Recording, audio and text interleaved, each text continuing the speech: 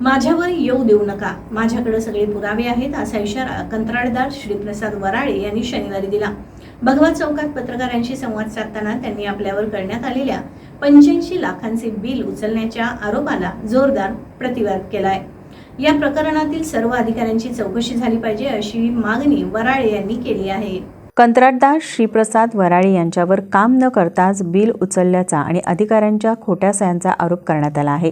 या आरोपांना उत्तर देताना काही महापालिकेत अधिकाऱ्यांना किती पैसे दिले याची सविस्तर माहिती असलेलं पत्रकच प्रसारमाध्यमांना दिले। यामुळे प्रशासनात खळबळ उडाली आहे।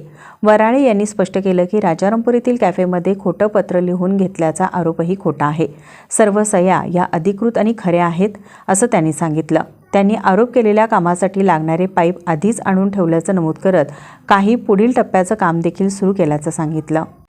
माझ्यावरती जो 85 लाख रुपये मी बोगस सह्या करून जे बिल घेतलं असा माझा आरोप झाला। याच्यामध्ये काहीही तथ्य नाही आहे। माझ्या खात्यावरती रिसर्च 67 लाख रुपये बिल आलेलं आहे। तिथं मी 30 ते 35 लाख रुपयाचं काम केलं असून ॲडव्हान्स स्वरूपात मला डिपार्टमेंटकडनं ते 30 ते 35 लाख रुपये आले। ते बिलाची जी काही टक्केवारी असेल ती मी तिथं भागवून रिसर्च ही प्रोसेस जी असेल त्यानं मी ते बिल घेतलेलं आहे। ज्याने माझ्यावरती आरोप झाला आहे जागेवरती मी तुम्हाला काम वगैरे सगळं दाखवू शकतो।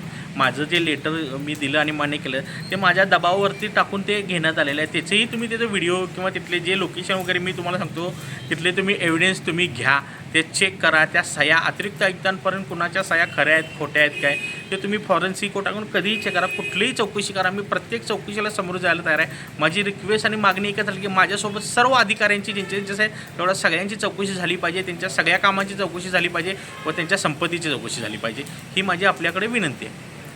हे पैशाची देवाणघेवाण ही रोख स्वरूपात झाली, पण माझ्याकडे जे होते ते माझ्याकडचे प्रूफ असे प्रत्येकाचे ऑडिओ व्हिडिओ माझ्याकडे भरपूर प्रूफ आहे। ते मी योग्य वेळी आपल्याला देईन। आता जे एक मी तुम्हाला सादर केलेलं आहे, योग्य वेळ आल्यानंतर बाकीच्यांचेही मी तुम्हाला प्रूफ देईन।